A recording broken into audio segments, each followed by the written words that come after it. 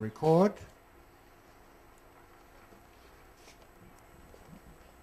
We're rolling? Okay. Good afternoon, everyone. Good afternoon, our online audience. This is a co-produced research seminar, Brunel University with DAP TV. We are broadcasting live, and we have a special guest today in the last of our 2012 series of performance research seminars. My name is Johannes Birringer. I coordinate the series, and we are in the drama studio at Brunel University in London, welcoming Jayne Wilton. Jayne is an artist who I think saw first her work maybe 2 years ago in the Belgium Gallery, and have observed a couple of more exhibitions of her work, as well as I think I had the pleasure of inviting her to the Artur Forum, our annual theater conference. And uniquely, she's one of the few artists who has a sort of a place on the other side in the sciences, and is a Leverhulme Fellow and resident artist in the Brunel School of Engineering and Design. A very particular role, perhaps you could even maybe say a couple of words about it at the end. How does one become a resident artist in an engineering school? And how did they become attracted to your work, or how do you collaborate with them? Her research focuses a lot on the human breath, and without really talking much about what you will talk about, I will announce the lecture title as Drawing Breath, and add one more comment, namely, I had also the great opportunity this summer to see Jayne collaborate with a physicist on a new piece of film that I think she will show us, that was exhibited in the collaborative Kafka project. And that was such a, again, fascinating cross-collaboration that I'd like you to maybe say a few words. So we'll do a 45-minute lecture and then have question and answers and a little bit of a conversation. Yeah. So please join me in welcoming Jayne Wilton. Thank you, and thank you everybody for coming to hear the talk about drawing breath. I use the title Drawing Breath because I see all of my practice, whether it's sculpture, film, glass blowing, I see it all as a drawing or a rendering of the breath, and that's what's been fascinating me. So what I'm going to do is to start by giving some kind of context to my work, by looking at sort of art, iconic pieces of work around the breath. But then take you through some of my practice, then look at the work I've specifically been doing at Brunel to give you a flavour of what's been happening there, and show you a couple of films and give you the chance to ask any questions at the end. That's all right. Okay. Right. So it seems really important to say that the first ever paintings were done with the breath. So the first ever pieces of art were breath works. So in Paleolithic times, people would take a whole load of pigment in whatever they were carrying it in, some skin maybe, and blow it across the hand and use the hand as resist. So I think that gives sort of a nice bit of weighty history to sort of the importance of working with art, with the breath. But I'm going to bring you a bit more up to date now and look at some pieces that you may or may not be familiar with. Perhaps I think the most iconic piece of work on the breath is this piece by Manzoni. I think people know this piece. This piece was as it was when Manzoni, an ebullient and very dramatic character, filled a balloon with his air, waxed it to a block, and sold it as a piece of work. It is now in the collection of the Tate, and it now looks like this. Slightly less ebullient. The breath now, or the balloon is now impenetrable. You can't, and actually it's a really suiting tribute to the transience of the breath, really. It really says it all. This piece, as it is now, collected by the Tate, says it all, basically. So, interestingly, Manzoni was part or preempted or around the time of art Povera. How do you say that? Povera, whatever, is about the humble, art from humble beginnings, and Povera. and Giuseppe Pannone was in of the same genre, and this work about breath again is another sort of poignant reminder of the fact that although the breath is humble, I think it's anything but sort of trivial or mundane. I think I'm right in thinking you mostly connected with performance, so this piece is perhaps more relevant to you. Vincenti Denikowski did this series of performances. Fascinating because, of course, when we check a person for their vital signs of life, we put a piece of metal or a mirror in front of them to check whether they're alive. And this iconic performance piece was very moving, you know, in its simplicity. But I think what's quite interesting is Denikowski's connection with, I think his movement was called moment art, which really interests me. It's about capturing the moment. I think he did this very, very poetically with just simple sheets of glass.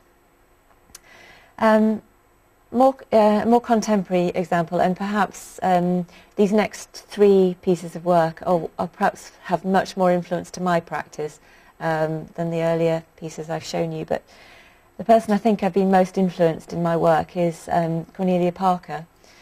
And I think perhaps you might be familiar with her sort of heavy-handed approach to taking sort of pieces of silver, such as instruments, and actually steamrollering them, or bombing, or all sorts of really sort of rough treatment of objects, and then sort of collecting them together in an installation.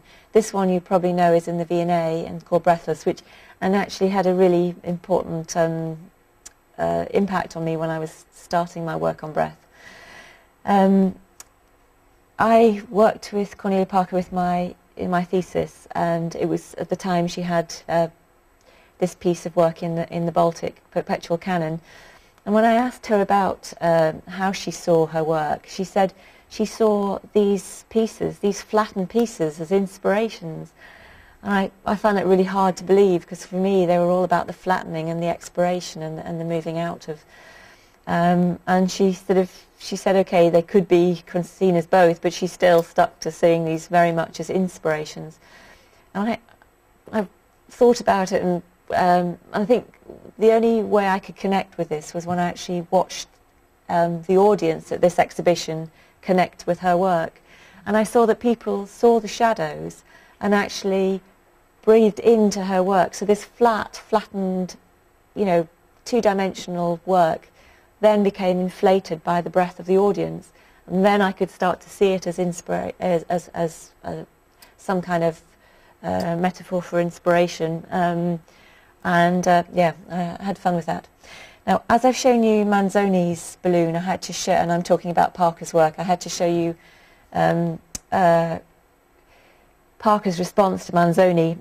She collected, as you know, she quite often collects ready-made pieces of work and presents them, but this was actually a balloon that was printed in advance of Geoffrey Archer anticipating being Mayor of London.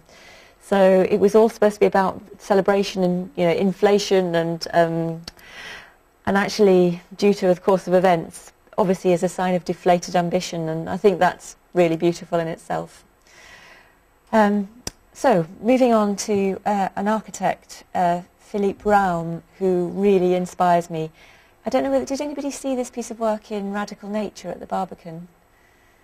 No, anybody see it? It's a really, really interesting piece of work, which actually you'll see a connection to shortly when I talk about why it influenced me. So what Raum was interested in doing was actually giving form to the breath in a similar way to my practice. So he actually connected an ensemble together, the instruments, into this beautiful sack-like structure in the middle, and they performed a piece of music. And you have this structure sort of pulsating and vibrating with the different sort of articulations of the different instruments. It was a really, really beautiful piece, and it really started me thinking about what do conversations look like. If this is what music looks like played out through this sack or this instrument, how do conversations, face-to-face conversations? So I'll leave that with you at the moment, but I'm going to come back to that and show you how I responded to that. This piece I love, and I can't, maybe it's a bit perverse, but John Thompson was a tutor of mine at the Slade, so it was really interesting sort of talking to him about how he put this work together. But Thomson Craighead trawled YouTube for all videos of people holding their breath, and they put together this series of triptychs using just found material from YouTube. What I like about this is it's really one thing I like about it is is the fact that these people are just posting these sort of episodes of their life on and when John Thompson was contacting them to ask for permission, they couldn't care less. They didn't care. It was going to be shown in sort of, I think again this was shown in the Barbican. So there's a social commentary in this as well about how we put out these performances out there, and do we stay attached to them or do we release them? And again, that has direct relevance to the breath, so that's quite interesting. So I guess through the series of triptychs you see sort of from the initial sort of defiance of I can hold my breath right the way through to I can really hold my breath underwater, and I'm actually at danger of sort of killing myself with this. I think if you get a chance to watch this, it's on YouTube. You can watch this piece of work if you go actually via Thomson Craighead's website. But it's quite painful to watch, and it made me think about Catherine Clemence's writing about syncope, and how she investigated the root of the word syncope as actually almost cutting yourself off from warmth, cutting yourself off from the sun. And it's quite an interesting thing that people are putting out there, this cutting themselves off. It's almost like a militant, it's probably the most, the strongest rebellion or statement about, being prepared to sort of cut yourself off from life itself. And I think it's quite an interesting piece relating to the breath, and it has really influenced me.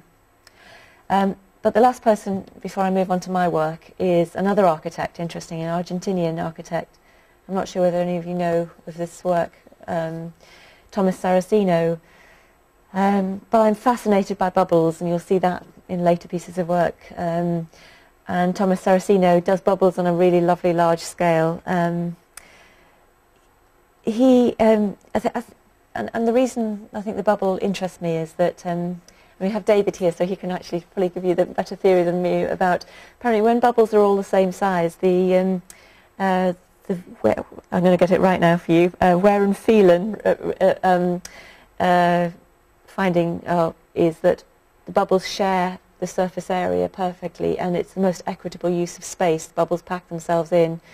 So there's a really interesting thing that bubbles, when they join at an oblique angle of 120 degrees. So it's much less confrontational than, our often head-to-head contact. And they're very there's less friction from how they join. I think there's loads and loads and loads of physics and maths about the bubble that we could learn so much about. And we're used to seeing bubbles in relation to the breath. So I just sort of added that into there. So now I'm going to, with just one more image, going to move you on to how that's influenced, or how all of that has influenced my practice. As we're talking about links between art and science, I thought this was it's a really poor reproduction, but this was this is actually what happens when we take a breath. This is the biochemical reactions. Every time we take a breath, this is what's happening in the body. This is a detail which sort of gives you a bit more. It's fascinating that something so simple is yet so complex, and this I think also influences me in my work. I'm trying very much to keep this really, really comprehensive process very, very simple and straightforward, and pare it down to the essentials. So that's really influenced my practice as well. So right. So as we've just finished with bubbles, I thought we'd start with bubbles as well. One of my earliest drawing practices was to try and record bubbles with graphite, which is what I've done. And I did show this work, which is Johannes referred to at the Belgium Gallery.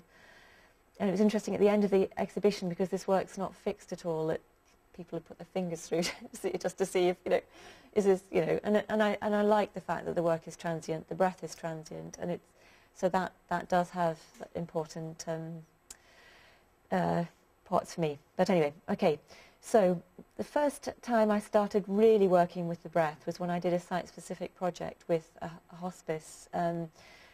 I was really influenced by Gaston Bachelard's writing about From the Flame of a Candle, about sort of how important those whole dynamics, the verticality of the flame, what happens when it comes into contact, and how it sort of kowtows to the breath. So this piece of work was my first real piece of breath work, and this was created by breathing onto a candle and recording it onto photographic paper. So it was the start of camera photography for me in terms of the breath.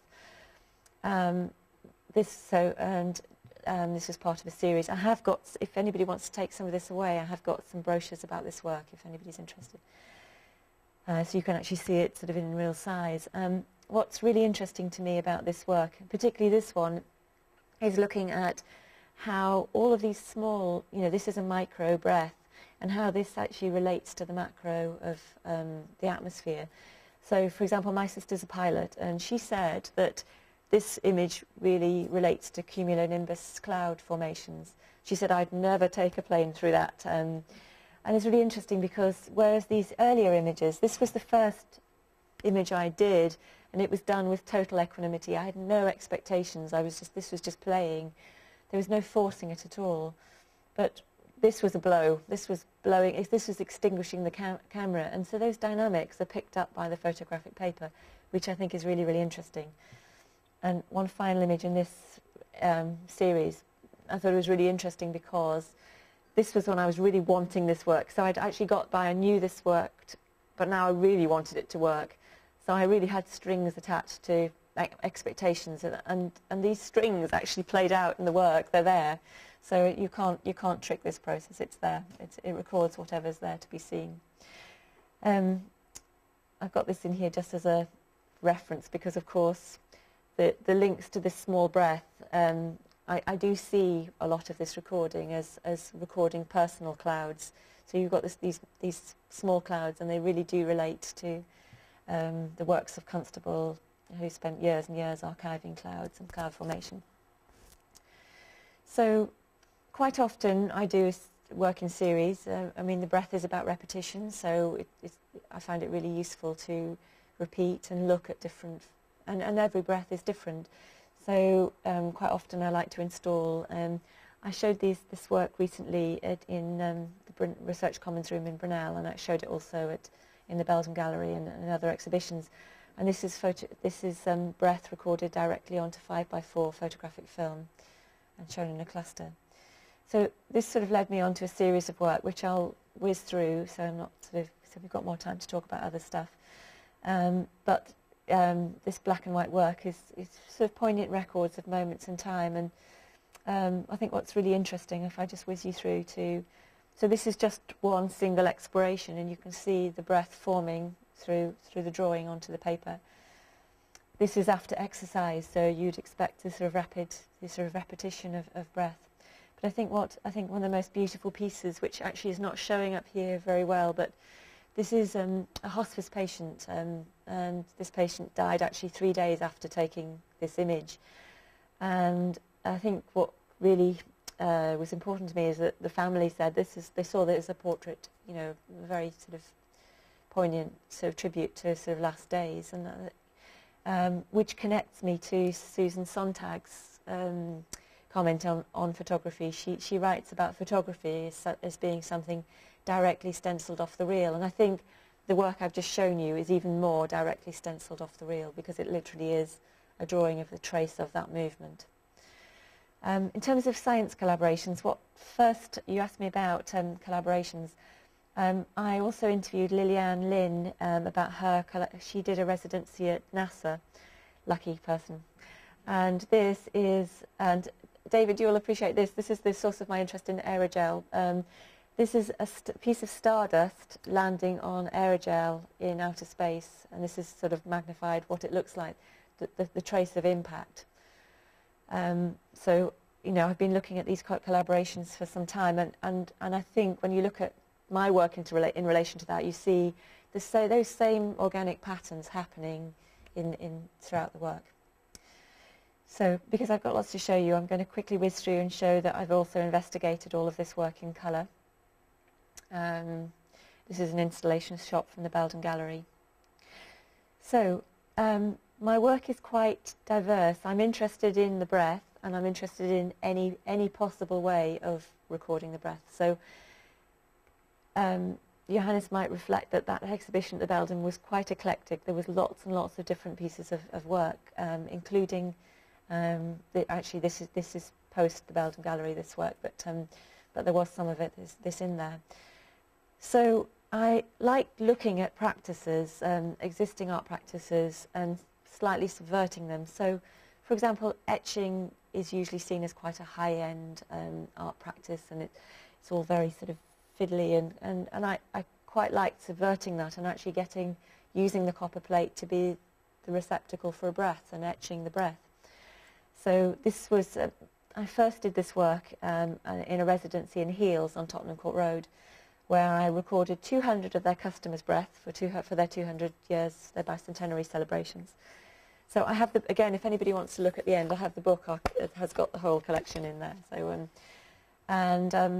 in terms of the residency, because I'm not going to come back to this, I took copper across to CERN last week and recorded some of the people's breaths who were responsible for or involved in the Higgs boson discovery work. So that will be going into the exhibition that we're doing in January. But just to show you some of the fun we had in Heels with a variety of people, families. This is the chief executive of Heels recording her breath. Oh yeah, I have got CERN in here. So this was last week at CERN, recording people there. So now, I hope I'm not moving too quickly through this, but there's got quite a lot I want to say. So I'm also interested in this whole crossover of when I show the black and white and the colour work I've just shown you there, which is all titled Drawing Breath, people don't believe it's real. People think it's me making interpretations of breath. Yet, when I do animations, which are definitely not real, people think they're real and refuse to believe they're not real. So it's a really interesting thing about sort of reality and perception, and that's really, that I found really intriguing. So that was an image of a very early animation. I'm going to show you an animation now. You have to excuse me because I'm not so great at transferring between screens, but here we are. So I referred to Philip Brown's work and how that big sack in the middle of the room made me really think about the shape of words and conversations. This is a 1.5 minute film that I did as part of my Masters at the Slade. The audio is my daughter and I revising her religious studies syllabus last minute, and it wasn't meant to be used as an audio, but you'll see, I think, when I put it up, that without the audio it doesn't work. But it's actually, what's really interesting is it's a reflection on learning by rote and how we use the breath. The breath carries the voice, and how the voice we use to teach. So anyway, without, it's literally 1.5 minutes, but I'll show you. Hopefully that will spring to life. It's just thinking about it, is it? No, it's no, sorry, wrong one. Hang on, it's the wrong film. This is it. Okay. Living beings came the same freshness of development. Yeah. What about selfishness? So this is the only wanting things that could benefit yourself and not being able to benefit any others. So self-interest and concern with individual needs and wants, which excludes consideration of those others. So do you want to say that again? Self-concern and interest. Self-concern and interest with individual needs and wants,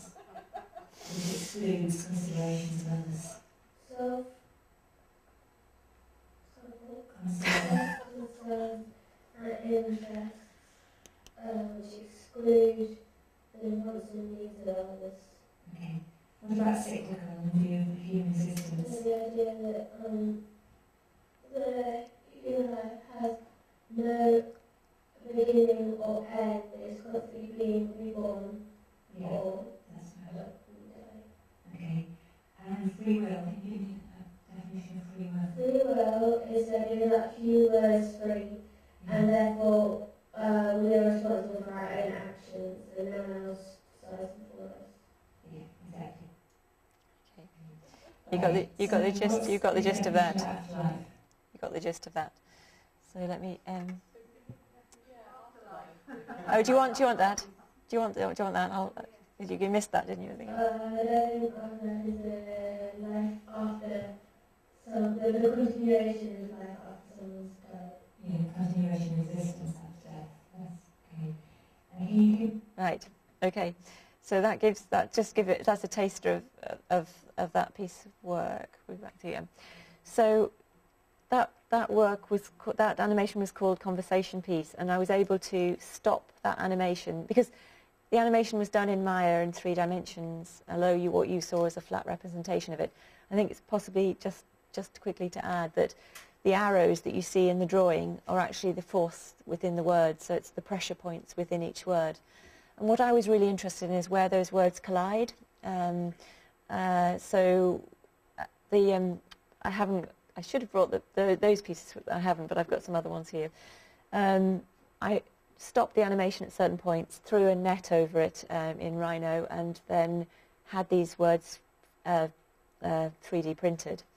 And I think what was really interesting is when the one that I actually sold, which is a shame because it's my favourite one, was the one that we both said right at the same time, and the person who bought it really liked the idea of a piece of work which actually showed 2 people both thinking they were right at the same time, which is, so when the words collided, they made this sort of fantastic form, which I was able to make into a sculpture. And these are some of the pieces I'm working on with Brunel people here at the moment. So this is Peter Hobson saying think. This is Anne Cummings saying moment. And this is Daniel from the computer. For if you're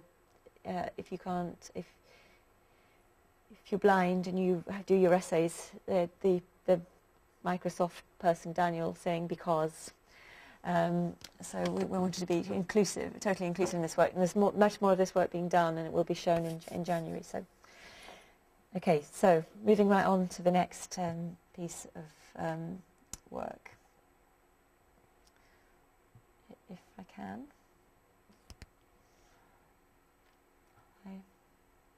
What's happening here?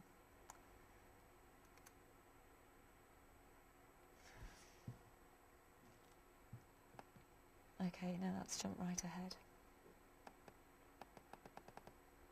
Okay, right, okay. Some of you might have seen this in the library in September in the exhibition there. But I'm also interested in these translations and conversions between different forms. So, for example, sound into imagery is something that I'm really, really intrigued by. And this was an early piece of work which I explored the translation of sound into image. So what I did was I took the sound of a sigh. In fact, let's all take a sigh. Big. That feels good. And this is the image. So basically I took the data, the digital data behind the audio recording and pasted it into a JPEG and this is the image that comes through. And what's really interesting to me is that you can see the turning of the breath. So the inhalation followed by the rippling of the exhalation. I think that's really intriguing that the data holds those patterns. And just to show you, because this was 5 meters by 3 meters, this print, just to show you the colours. And I love the fact that these colours are so rich because it shows the richness of the data or the richness of the gesture that we're aware of. Yeah, so this was an installation shot of the work with the book, with And these are the pieces that I was talking to you about that came from the film. I just showed you the conversation pieces. So that's the big one is selfishness. The one that looks like somebody with his arm around you is concern, and the other one in the back there is that's right. That's where the two people think they're right at the same time. So again, conscious of time, and I want to show you another two short films. So, well, one of them's not so short, so I'll move on. We talked about collaboration. I think perhaps it'd be easier to talk about that in questions and answers about sort of how collaborations come about. But this is one of the primary collaborations I'm involved with Peter Hobson, who first approached me after the Belden Gallery and thought that we could use some physics to help me visualise the breath further. So we've been doing some work with the Schlieren process, which all questions about that can be fielded to David in a minute. Again, this was a way of taking this work on animation and making it real, because the film that you watched was animated through Maya. It wasn't real. The audio was real, but it generated the emitters, but it wasn't a real recording. Whereas these recordings that I've been doing with Peter, these are real. This is really what happens if you say the word I. Those are the forms, and if you sigh, that's what it looks like. If you say the word feel, that's what it looks like. And as I'm really into yoga, we had to have an om in there somewhere. But other collaborations have entailed using digital holography. And here I've also been working with Peter Hobson, but also with Ivan Reed. And through using one of the optics lab, we've looked at digital holography as a way of measuring the breath, and had a lot of problems with the scale of the breath and the scale of recording. But we finally came to be able to record the breath using blowing digitalis seeds into a chamber. So here's some of the imagery here. But sort of some of the breath work that I've been engaged with in Brunel has led to much, and probably because I've been working with physicists, has led to sort of wider questions of the breath and maybe the breath of the universe. And one of the early things I did with Peter was to record cosmic rays. So these are some of my photos of taken from a cloud chamber, and I can explain what that is afterwards if you actually really want to know. But these are basically supernova remnants, and again, I'm prepared to be corrected on this, but basically sort of the expiration of sort of previous planetary. So it's like the expiration of the universe, and these things are visualised through a diffusion cloud chamber, which I can explain if anybody wants to know. So that led to a piece of film work, which was a collaboration between myself, Peter Wiegold, and Akram Khan, which we took to Berlin in August and showed it there, and I showed it in CERN last week as well. So this is a shorter film. I'll hopefully be able to show you. I think that's what started before. Sorry, I think it's not that one. It's this one. Here we are. Sorry, it's not at the beginning. So I'm going to whiz you past the images which you've already seen, and we'll start you there if that's okay.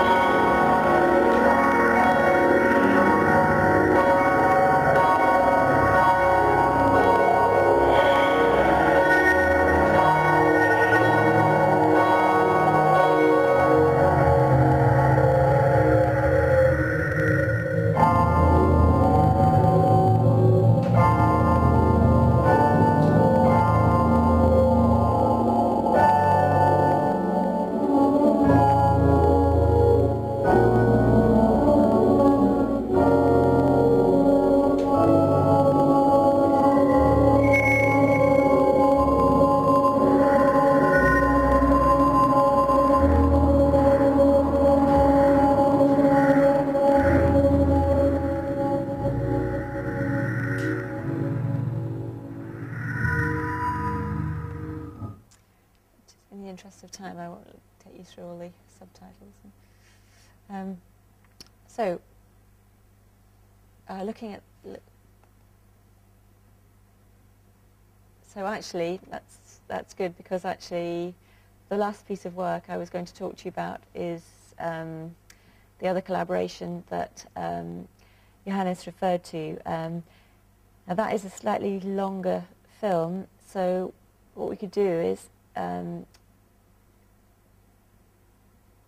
we could play it through questions, or looking at the time, or just show you the beginning and the beginning, middle, and the end. How about that? Yeah? Yeah. Okay. So this was a collaboration which... Where are you? Where are you hiding?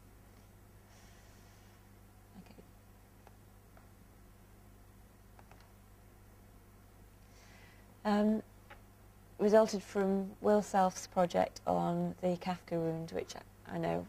I think, does everybody know all about that collaboration or not? Or Kind of looked on the website, but was ununderstandable. Okay. The website has some issues, I think, but I think the work that was done for that project was stunning, and I'm still referring everybody to... Where is it gone? Let me just see if I've got too many things open. The concept was that Will Self was to write a response. The digital... Johannes, could you explain the concept while I try to find this film? Because I'm panicking that I can't actually get this. I think other members here were involved. The London Review of Books commissions an essay that Will had planned to write on Kafka, entitled Kafka's Wound, placing Kafka's writing in the context of the 20th century and also the culture of the war, Jewish culture, and the culture maybe of minor literature. Kafka living in Czechoslovakia, writing in German as a minority writer. Then, instead of just writing the essay and having it published, the London Review of Books made a deal with BBC to make it a digital literary essay. And that then led to Will's idea to open it out to other collaborators in the realm of new media, arts and performance. And he said, I'm going to write the essay and you all can respond to the theme of Kafka's Wound in your own way. Yeah, fantastic. Now I've got the film up as well. Right, so this is a response. I should have said this is the response as a result of working with Akram Khan, who wanted to take this visceral wound into more cosmic terms and look at it as a cosmic wound. So what happens with a supernova implodes into a black hole, and so looking at it on a totally different scale. So that's what this... So I'll start you off with the film. I'll take you through. It's 13 minutes, so we haven't got time to watch it all, but you can watch it online, so...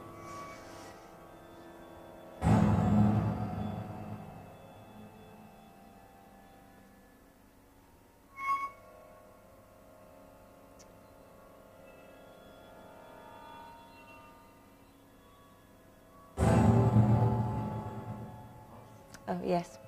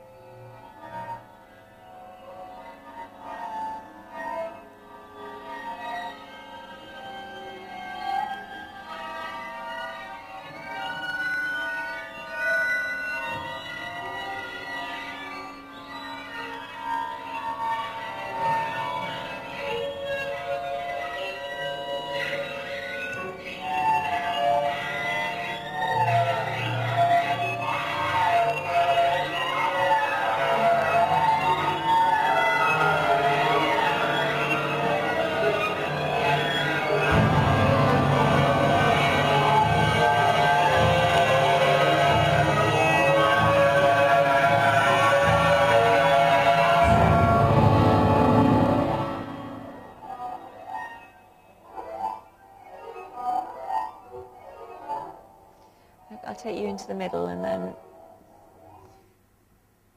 the music is from klezmer.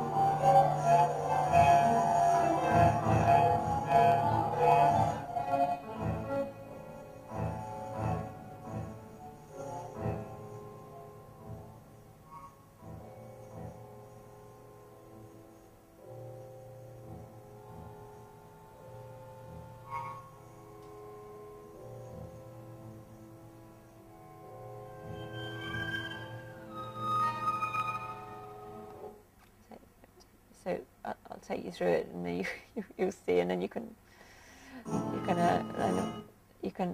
what interesting performance-wise. I'll let the end go. I'll just turn the volume down a bit, but no, don't want to do that. Musically, when I worked with Peter, we reversed some of the music.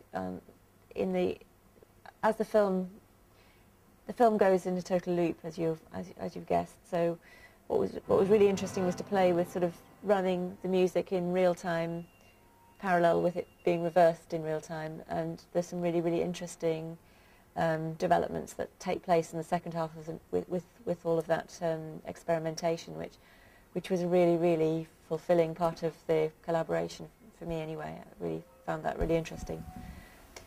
So I think what would be good is if I let that run with the volume slightly down, and I'm really happy. Oh, you're the first to see this.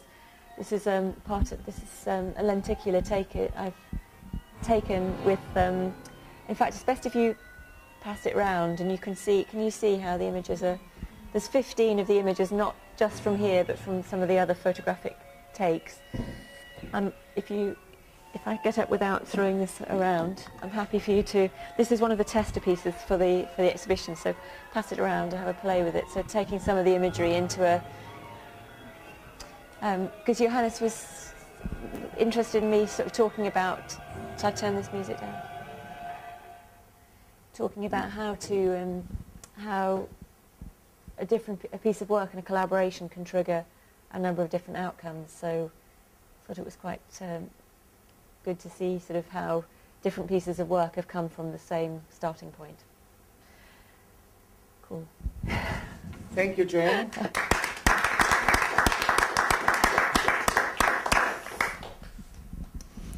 And thanks, Barbara, for coming back to Brunel, help us with camera work today. We're going to open the floor for questions and commentary. Thank you so much for showing us the trajectory of the work. So is it 5 years now on Breath? Oh, longer. Yeah, it's 8 years, I think. And you saw also, I mean, I don't know whether you've been to art schools where they have a glass blowing department, but that experience for me in Ohio was tremendous. And then now seeing your work arriving also in a performative and online curatorial context. We hope to have a seminar next spring, Jayne, with some curators, where we also might be addressing this issue of how visual art, the plastic arts, and then collaborative ventures, online performance art travels. And I am really much looking forward to seeing your last Kafka piece in a theatrical setting, where also the sound and the environment can really allow the audience to follow this primordial slime light. Yes. I know we have interesting audience today. I don't know, I should mention Jessica Warden is a PhD student who just joined us in Brunel University, and her topic is breathlessness. Oh, really? So I'm sure she has many critical concerns about the way you visualize a basically invisible medium, yeah? Yes. Even though for the dancers or performers among you work with breath all the time, maybe not as consciously as you should, yeah? But the idea, of course, of thematizing breathing, I think, is extremely fascinating for us in the theater arts. So we open the floor, and if you have questions, please. Mary? Another collaborator on the Kafka. Yes, with the most wonderful... yeah, Jayne, I thought it'd be really interesting if you actually said more about how how you actually developed the material for that film, because it's not self-evident what you said so far, and you know that that is what makes it even more extraordinary. Okay, so the brief was to visualize or to make visible the transmutation of a supernova into a black hole.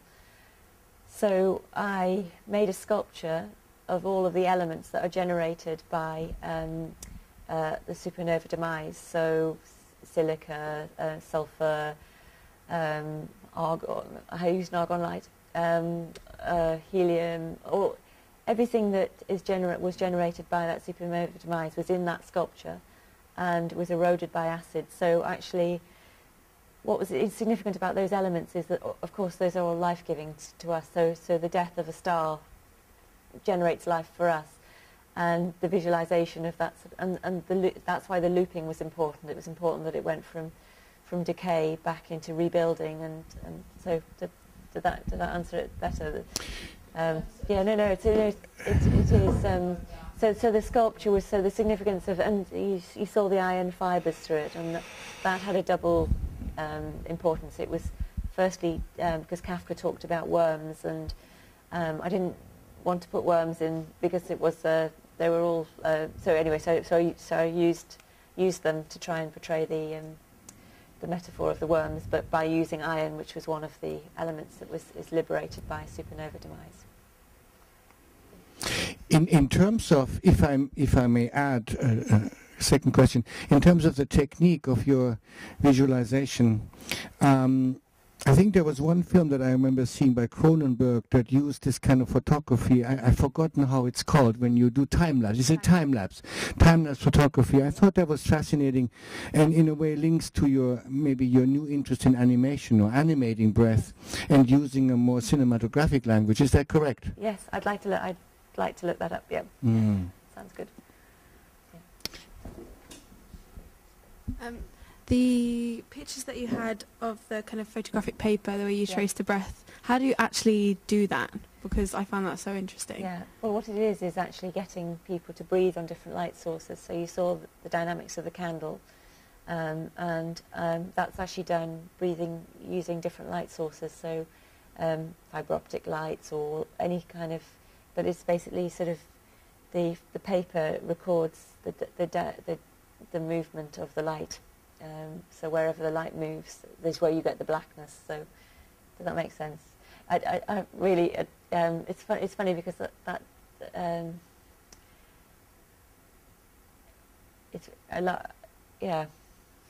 love the mechanics of it, but also when I actually showed somebody how simple it was, they were saying, "Oh, I wish you hadn't shown me because it's really, it's taken some of the magic away." So I sort of think, you know, it is what it's a vehicle for expressing those gestures that are so rich that, you know, we take it. Is that how I answered your question? I probably haven't. Have I? Yeah, no, I mean, I'd like to know in detail, but I can always ask you afterwards, maybe. That's okay. Fine. Yeah, that's fine. Although that was an interesting comment you just made about the relationship of process to outcome, because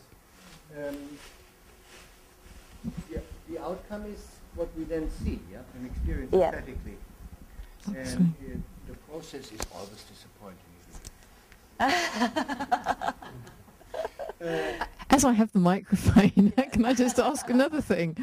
Because I was really, I was very interested in, well, there's lots of things I was very interested in, but just in terms of, and this is probably more a comment than anything else, was within conversation piece where you're having this dialogue with your daughter. It was very interesting to see the way in which the sort of, it was almost like the train of thought was being played out through the breath, and of course that would be logical, but it was just very fascinating to see that visually. You know, when she felt confident about her answers, there was this very continuous flow, and when less sure, there was this little you know, which was fascinating. But this is a question.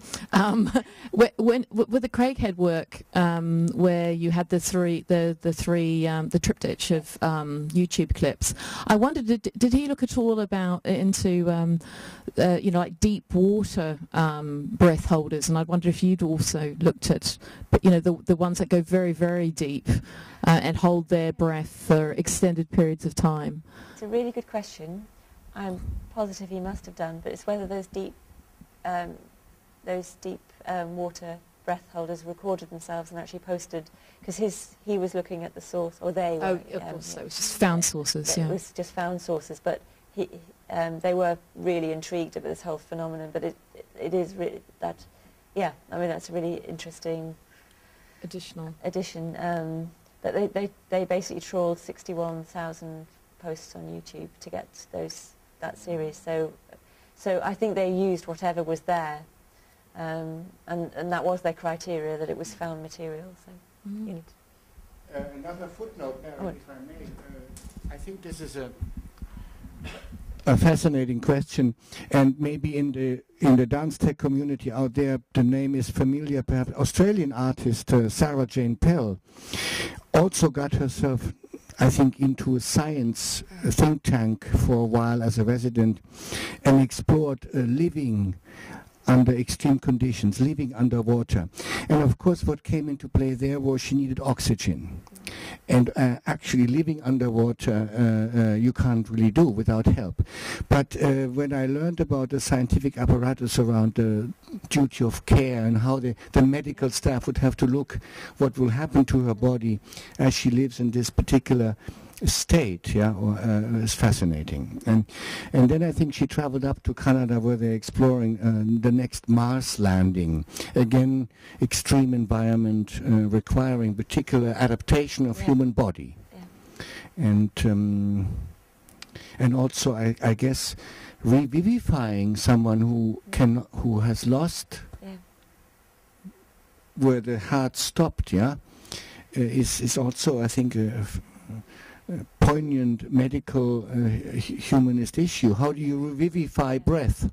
And that also reminds me of something I meant to say when I was talking about Cornelia Parker's work, which is that overcoming the inertia of those crushed instruments, and it makes me think about what force you would need to reinflate those instruments. And actually it's not dissimilar to the birth of a child and the opening of lungs. It takes 3 to 4 times the normal amount of, because those flattened lungs are working against the atmospheric pressure, and I think it's 3 or 4 times the amount of exertion to actually open the lungs to start with, and it's only triggered by human contact.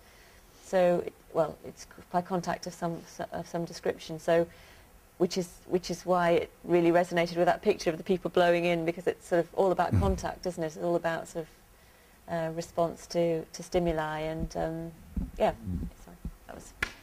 I wanted to say about the conversation piece as well, which was that audio wasn't supposed to be used.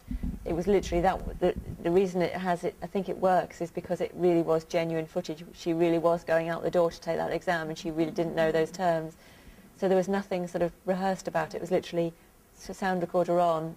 This is real, and I think that's why it has the authenticity of phrasing, and therefore the outcome with the animation works. And without the sound, you can see it just wouldn't work. It could have been anything. It could have just been. So it needed the sound, and it raises lots of questions about those terms, those esoteric terms. Anyway, who defines all these things, and how, and why do we force children to be able to have to recite it together? Yeah. Anyway, sorry. There's another question, and that was it.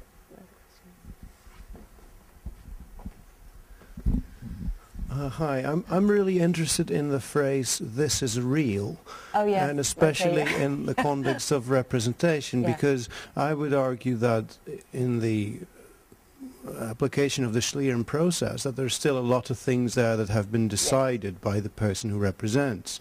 So I'm wondering who decides where when it is real. So and then beyond that, what is the importance of that to you? Because you've used real and not real every now and then throughout the talk. I'm wondering, is there something at stake there? Yeah, no, I think I guess it shouldn't be that's real. It's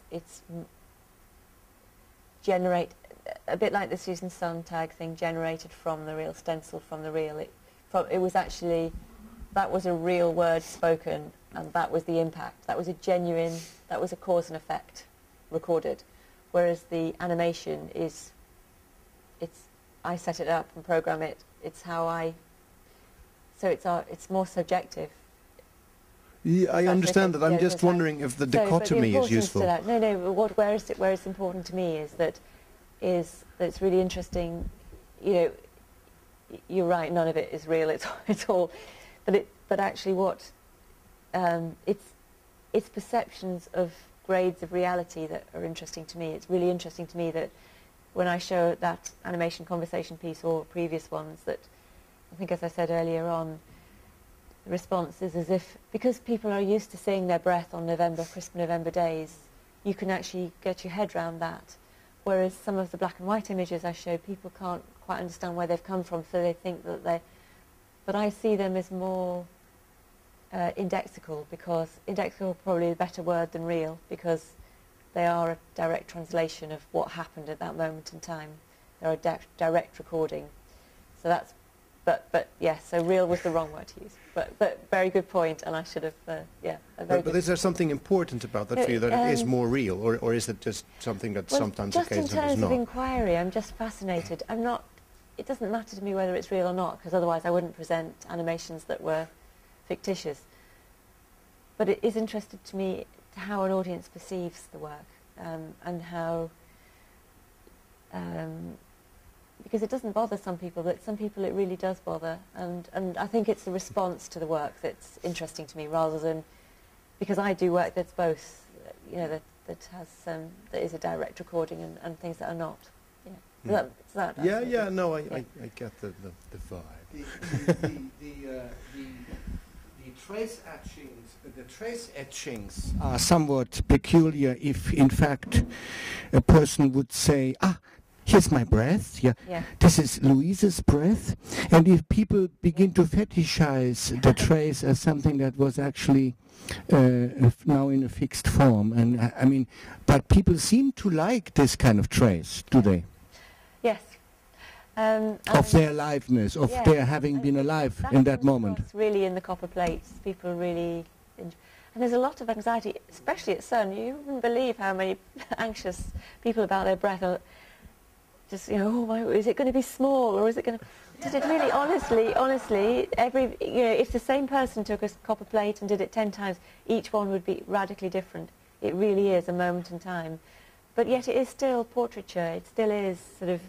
And it still speaks of what I like is sort of subverting the transience of the breath and pinning it down and making it, although the plates themselves continue to develop long after they're etched, so that they still have a life of their own. Now the copper, I shouldn't have said etchings, the copper plates that you had in the library, and I saw them, and I really liked them very, very much. They have a kind of grainy texture that's quite mysterious and abstract in a way. When I now was watching your first film sample, you had in the beginning some text, remember? Yes. And then it becomes blurry, grainy, and kind of like a residue. Yes. This is very beautiful. Have you looked at all at the relationship of breath to language, or not so much? This is the closest I've got to breath and language at the moment, because these are actually from words. Sheeran words. Yes, so these are audio words taken through that same sort of emitter process in Maya, and the emitter sort of is automated by the soundtrack. So and then caught at a moment in time. I can probably show you how that's generated if you want. Have you got?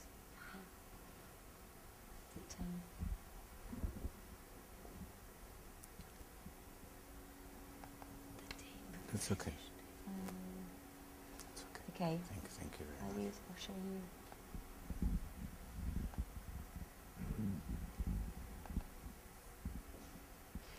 So, for example, this is moment. Oh, no sound. I've turned the sound off. Hands. Do it again.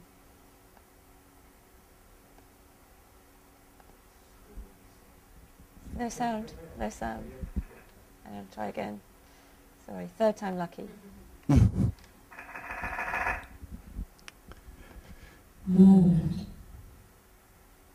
So as the word goes into the vacuum treated for gravity and wind turbulence to try and make it as realistic as possible, that's how the word is generated. It's emitted into that void and then recorded in and then you can see the form. And this becomes the object. Yeah. And do you use rapid prototyping? Yes. So she prints out. Does that make it a bit easier? That's very beautiful, and I think that helps us to see. Language. Yeah. And I'm particularly using Anna Birringer's 60 semantic primes as the source of the words. So they're the 60 words which are supposed to be key to face-to-face communication in any language. There we go. Oh, that's my artistic judgment. Oh, okay. That was all I was going to ask. I was Here, going to say it's gone too far. I think I took 10 frames back because obviously you're losing bits. Bits have already started. I tell you that this is the one that I'm printing at the moment. It's going to be 3 days in the printer, so this is literally hasn't been made yet. But I'm very excited about it because. Are we allowed to touch this? Oh yeah. They're a bit dusty. Oh yes, you can. Yes, that was the whole aim, was that people could hold a conversation, literally hold a conversation. That's the whole aim of the work. Let me just get this. We carry our breath in our hands until. Yes. Until we no longer.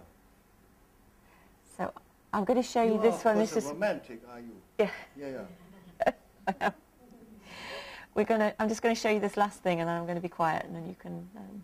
This is the one I'm most excited about. This is Ivan saying happen. Happen. Look at this one. So this is the one that's going to blow the rest of my budget. This is. Yes. Oh yes. Sorry.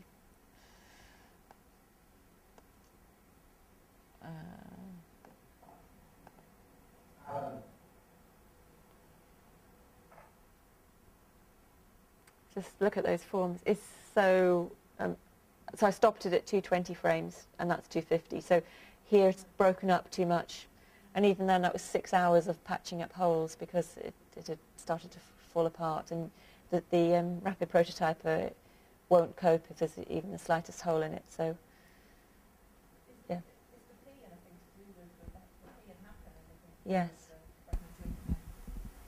Sorry, no, I was just asking about whether because it doesn't feel like it's. If you look at. Oh, okay. Sorry. Yeah, no, I was just asking a question about the P. This shape goes through. This pushes right through the centre of the word. So yeah, it's really the articulation. Plosives will will cause more distortion. Yeah. Yeah. Have I said enough? Sorry. Have you ever thought about from? I guess this is kind of from like a monetary point of view. Yeah. But because I think this is beautiful, and I think it would be seen that way by a lot of other people, by kind of making it like a personal gift or a personal object that you can buy yourself. Commercialisation. Yes. I think it could definitely be a commercial product. I don't know if you've ever thought about that, but I think yes. I mean, it has been suggested, and the money would be good. In fact, people do that. Well, I had somebody ring me up asking me if I would do wedding parties for copper plates, and I'm like, sorry, but maybe I missed a trick. But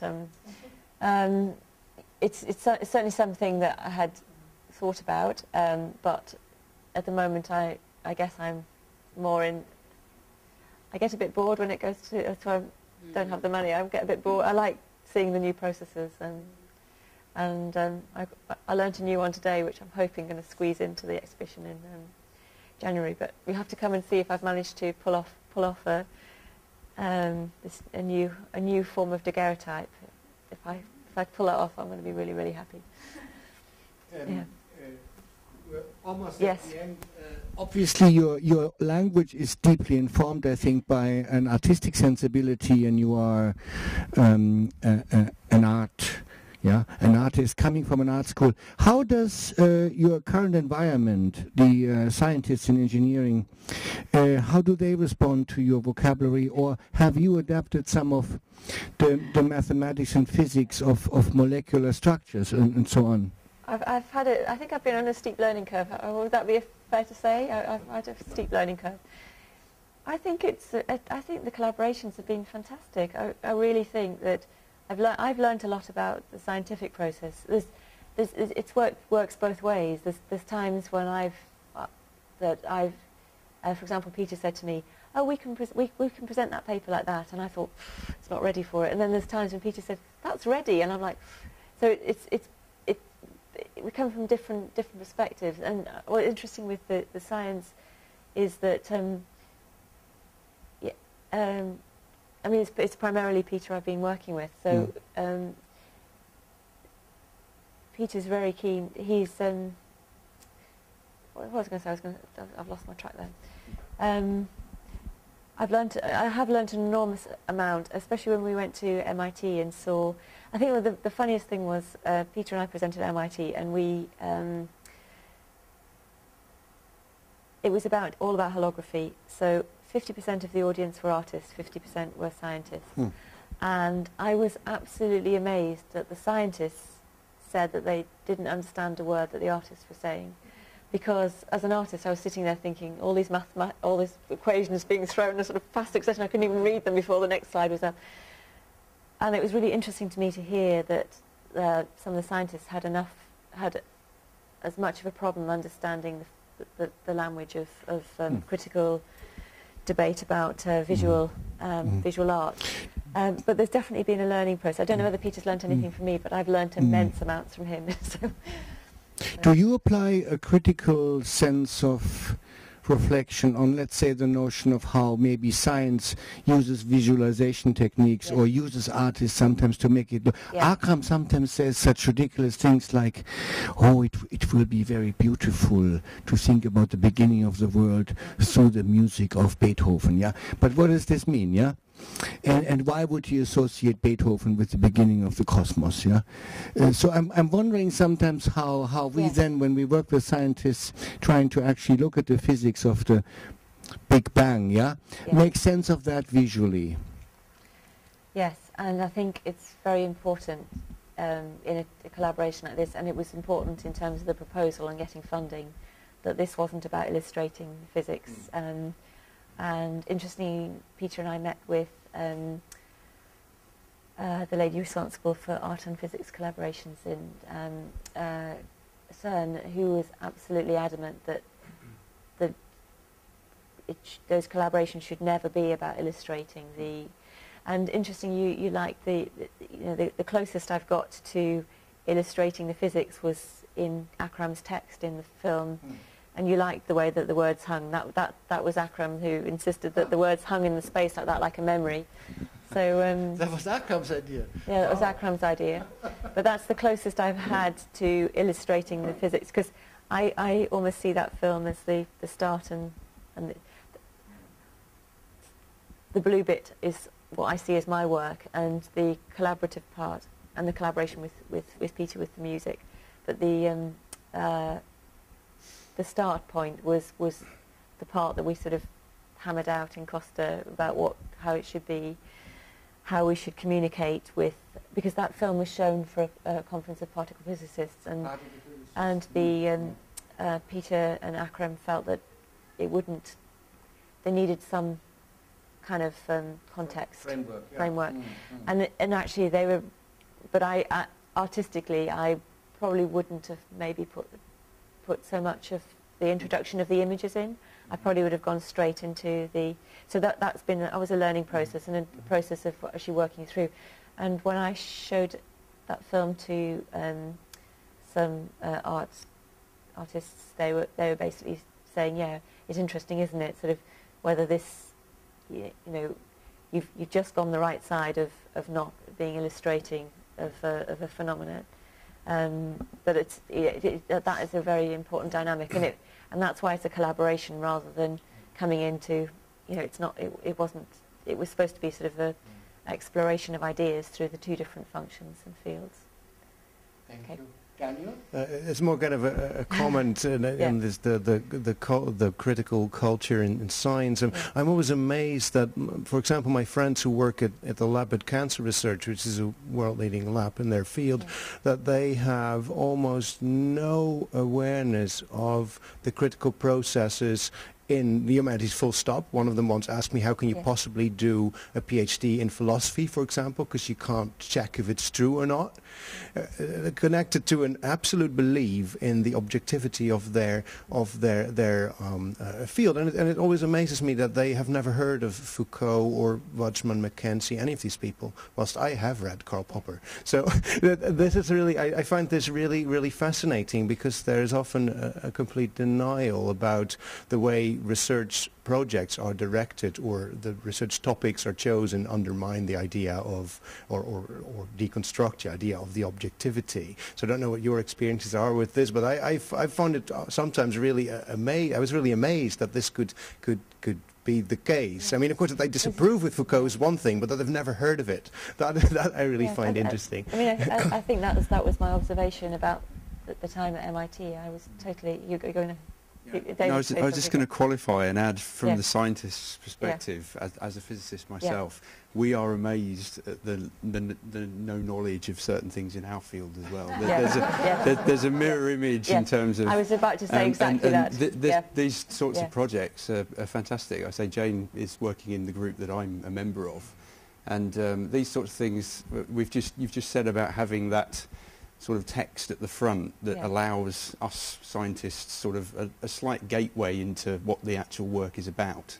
And that may annoy the artist side, but I think the little preamble or the setting the scene, it works both ways to try and get both audiences getting something out of the work. But the amazement is a mutual amazement. And I was about to say, that was my lingering thing of me at MIT, was this total sort of... It was as if there were two totally different groups in the room. We socialised together, everything, and then when we came in, there were gaps in knowledge in both directions. Interesting, yeah.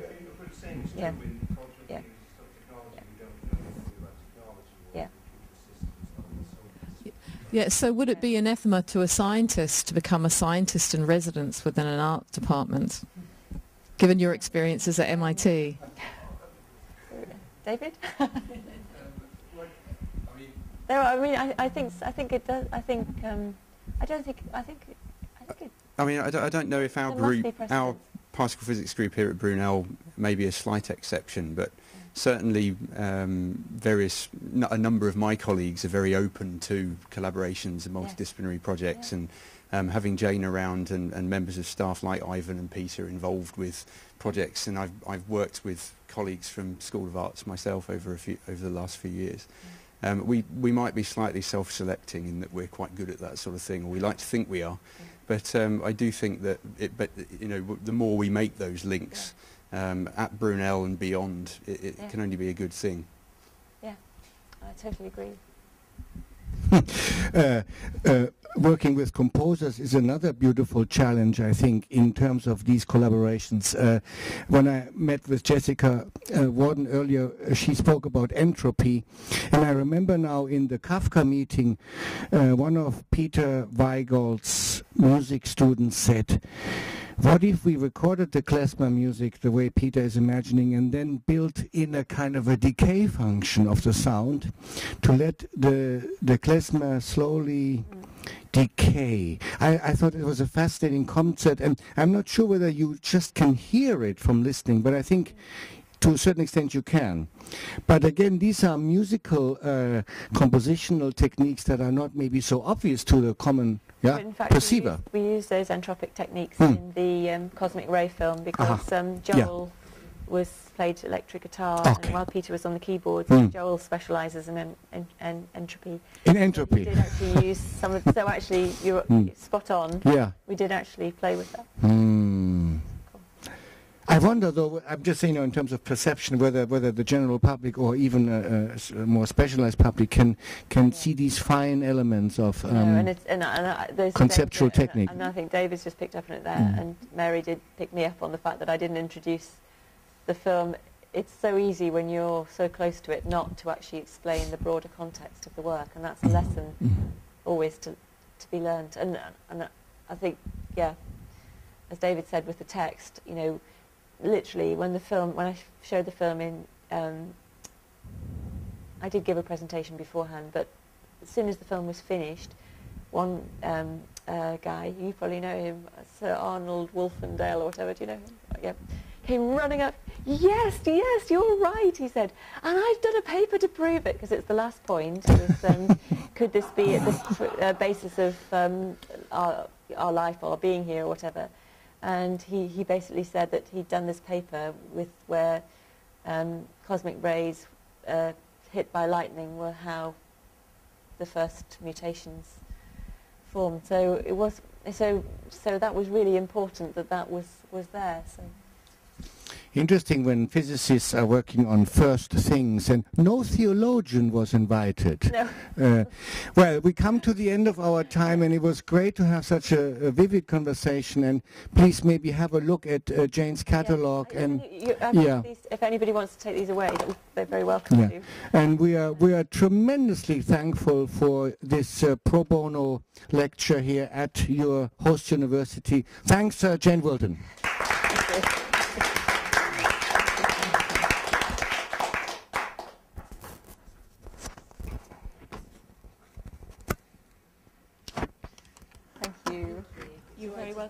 Yes, please do. I've got a whole box of them here, so I just get them out. I just didn't want to sort of fumble around in the box while. So it's got all the ones that you like in there. Does it say how you actually created them? No, because I just try to talk about the work, because once I'm happy to talk to you about it. But it's when you get. When I saw Rachel Wackley talk in the Tate, and she said she knows from her audio, from the questions, what kind of audience she's got. And she said, if it's artists, they're like, what kind of glue? Yeah. How long did you set it for? How do it's like all of those things. So no, it's basically just breathing on different light sources. So I've blown on, if you can set up a